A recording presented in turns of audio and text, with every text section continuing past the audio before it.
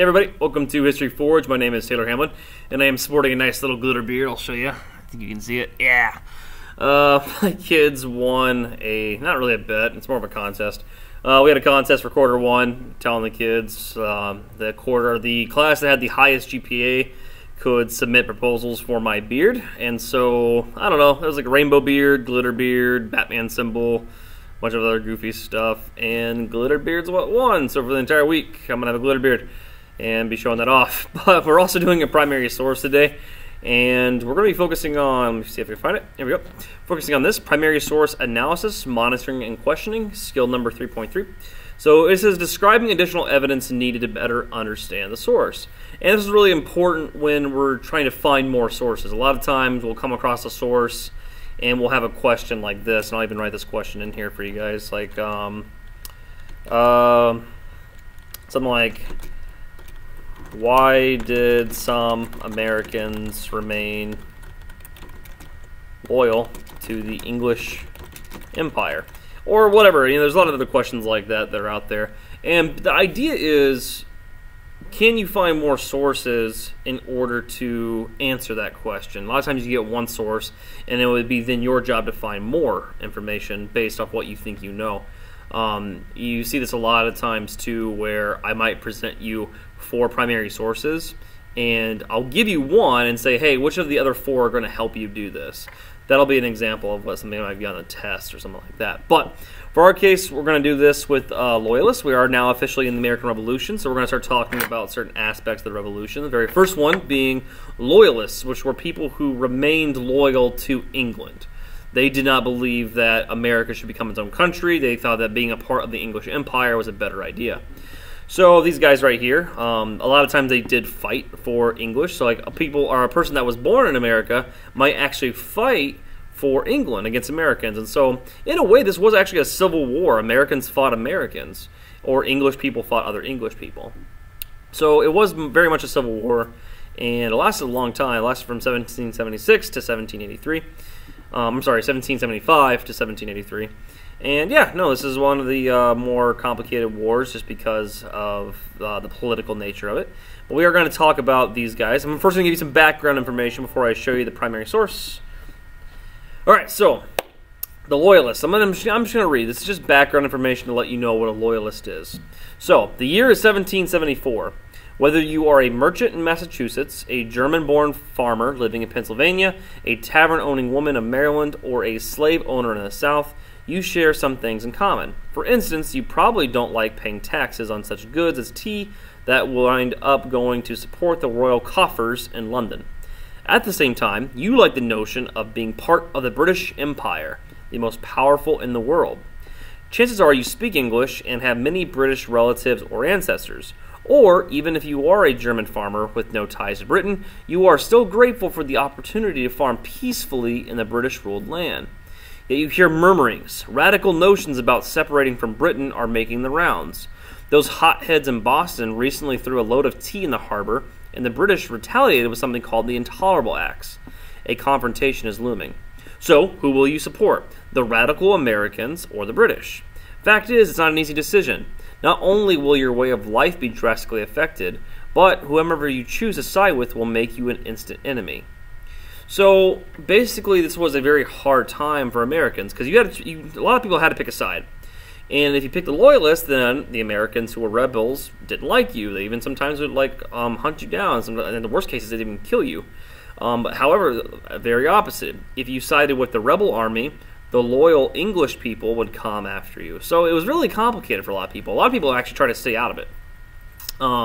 Actually, the majority of people try to stay out of it. And these are rough estimations, but about 40% of all Americans did not decide either way. They're like, it's whatever, we're not going to choose. So about 30% chose the other side, and then 30% chose, the American side. So that's rough numbers. I'm sure the statistics are actually much different, but in reality, it was about a third of Americans versus another third of Americans, with the other third just trying to stay out of it. So Loyalists are people who stay loyal to England. And what we have here is a primary source called Loyalists during the Revolution. This is a Loyalist letter. We have here the following letter was written by an anonymous Loyalist under the pseudonym Rusticus. So anonymous means we don't know who wrote it, and a pseudonym is a fake name. It's a name that you might publish under. For example, Ben Franklin published under the pseudonym Little Richard. And a lot of times you publish it so you can be very honest without having the backlash. So in this case, this person was probably very afraid for their life or afraid for themselves because they did not want somebody to chase them down and be like, oh, you're a loyalist, we're going to hunt you down. They didn't want that. So we're going to look at this. And again, our skill is this. We're going to answer, why did some Americans remain loyal to the English Empire? However, we're going to focus more on the skill, though. Describe additional evidence needed to better understand the source. So in order to answer this question, like, what other sources do we need? What other kinds of pieces of evidence do we also, like, what will we also benefit from? So let's go ahead and start. It says Pennsylvania Packet, or the General Advertiser, 2nd of January, 1775. So I always like to underline the dates, especially the date here. This is when the war started, so the war hasn't started yet, not in January, but it's getting very close. So that's important for us to know. So it says, to the printer, Rusticus. That's who wrote it. My friends and countrymen. So he's addressing Americans. He's trying to talk to American people. He sounds like he wants Americans to... Sorry, I need a better pen. He wants Americans to probably stay to the loyal side. So he's saying, my friends and countrymen. He's being very friendly. This once desert and howling wilderness has been converted into a flourishing and populous country. So he's basically saying America used to be a howling wilderness. It used to be untamed. You know, I've seen primary sources like this before where they called like this entire American landscape uninhabited, even though Native Americans lived here. But has this not been owing to the manner in which the colonies have been treated from the beginning? Is it not from the readiness which Great Britain, so he's talking about Great Britain now being good, has ever shown to encourage our industry and protect us from foreign injuries, that we have attained this growth? So he is saying England, and England is the main reason why Americans are doing well. So he's trying to make a connection between England, whoa, ah snap, what happened?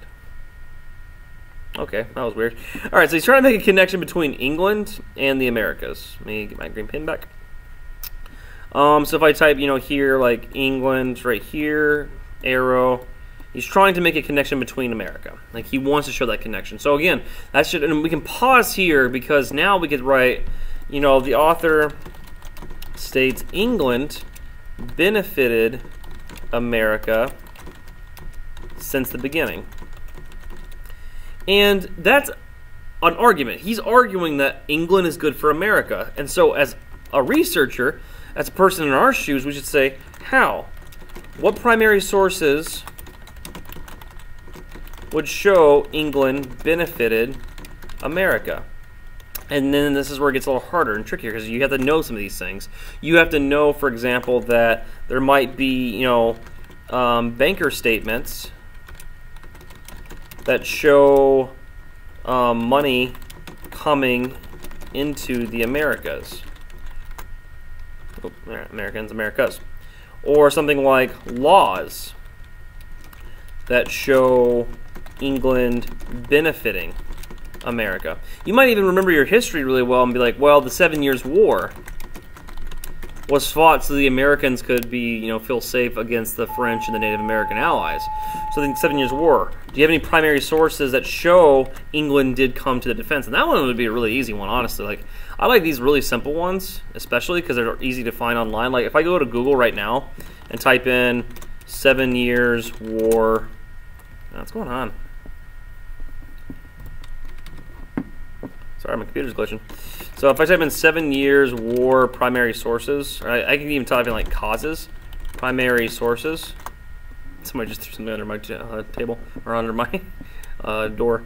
So right here, like perspectives on the French and Indian War. I'm clicking on it. Look at this. We're already met, like these. Look at this long list of primary sources we could probably use. So this is an example of just kind of using your head and first asking, okay, what are the arguments in this case? Like, what is this person saying? He is saying Great Britain is good. That is his argument. So can we take that argument and start asking, like, what's some primary sources that we can prove this actually happened? Like, was it good? Maybe it's not. Who knows? Maybe he's biased. Maybe England's good for him, but not others. We don't know. So we need to ask ourselves, what are the main arguments? Like, what is the main points. Again, I'm going to use my really bad spelling pen, or bad looking pen. I'm going to put main P, main points. So, if so, I'm going to continue to read. So, if so, surely some returns of gratitude, such as becomes a free liberal people, are justly due for favors received. So again, we can use this. We can use this and try to understand it. You know, I should actually say this too. Like, it might be very simple for us to just type in. God, my pen is so bad. I'm trying to circle Rusticus. It might be good for us to actually say like primary. So we can say like American Revolution. That's the time period. So that's the topic. And we can say Rusticus. We know that that was a name. And then we can type in primary source. We actually might be able to find more information about it. And yeah, sure enough, it brings up this. And so you get the Library of Congress. And look at all these different primary sources we could possibly use. And so sometimes, like, even plugging in information that we know. Like, we know this comes from the American Revolution. We know we have a name, Rusticus. Maybe if we put those two things together, we can find some good info. Let's continue to read.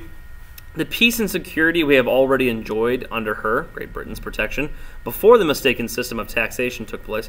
That's interesting. He thinks mistaken. So he thinks England is mistaken. So this would be another example. Like, he's making an argument. He is saying the tax system is a mistake. So always ask yourself, like, what's a statement and what's kind of, maybe it is, maybe it's not. Because a lot of loyalists thought this is fine. And so again, we could go to Google, type in American Revolution, taxes, primary source. We can even put like tax system if we want to, because then that's what it exactly called. But we're using the author's words and trying to figure these things out. So off the bat, I'm getting things. It looks like here, if you look, I always use these things too to help me figure out more stuff.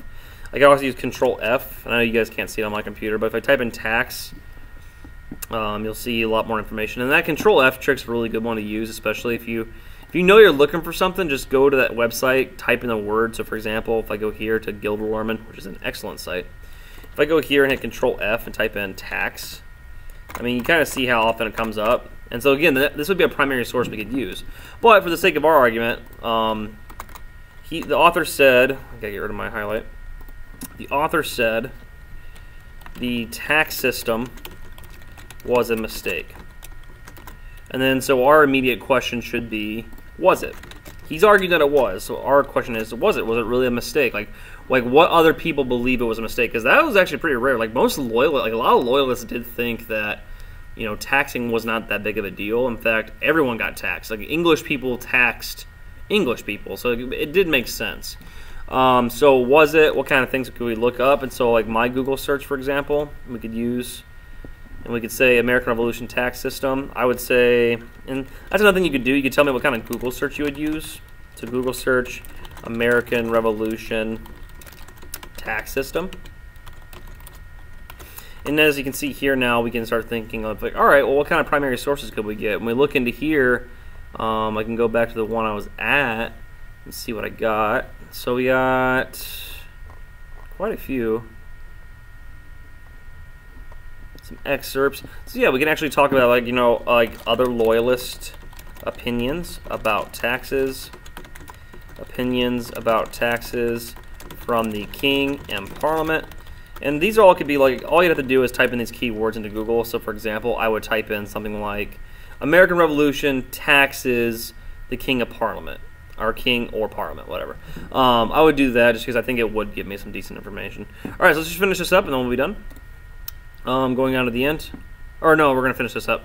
So must make us look back with regret to those happy days whose loss we mourn, and with every rational man must consider as the golden age of America. So again, that actually sounds very familiar. Used to the modern day political dialect. That sounds like us now. Like there used to be a good America, now there's not. Let us then, my friends and countrymen, patiently avoid all inflammatory publications that, and such are the disrespectful to our most gracious sovereign. Still looking forward with an anxious hope to a happy termination of our present disputes and a cordial reconciliation with our mother country. That one's kind of hard to understand. I can tell you what it means. It basically means we want to come back to England. Like we want this to be fixed. We don't want to be we don't want our own country. We want to be English. And that's a big deal. Like a lot of people actually work, like especially like the ones that we like say are heroes, like George Washington, John Adams, Thomas Jefferson. Many of these people, in the beginning especially, did not want to separate from England. They wanted to remain. They were upset that they were being taxed, and they wanted to fix that. So this idea, loyalists want to stay with England. That's the point. And then I would say, did others want to stay with England? And so, again, these are kind of easy. Sometimes you just have to type in things that you know are going to work. Like, if you went to a Google search and typed in, let me fix that. American Revolution, Loyalist. And then think about primary sources you think you'd find. Like, you could type in letters, or maybe newspapers, maybe diary. These are all things you might be able to find. And then you would want to ask, like, did other loyalists share these opinions? But this is mostly just like monitoring and questioning skill is just asking questions, finding evidence, pulling it in. That's really all it is. Like, answering the question, not so much.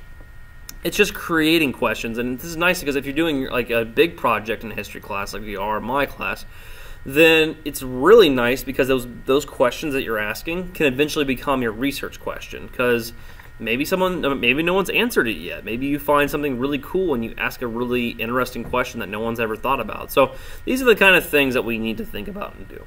That's pretty much it. So if you're my class, just make sure you copy this stuff down. And then you guys can go ahead and ignore me. For everybody else, thanks for joining us.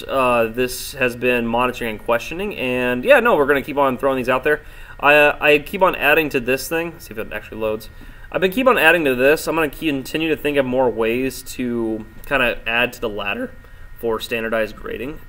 Right now, we've mostly been doing videos and note-taking. We've done some essays. We've done a discussion in class. But for the most part, that's all we've done. And I imagine as the year goes on, we're going to intensify these. So this is the beginning of the year where things are, in the beginning stages. So I'm going to continue to do this. I know one thing I'm going to do this week is the skill that we just did. We are actually going to... I'm going to give this skill to students tomorrow, like after they watch this video, and have them practice doing it.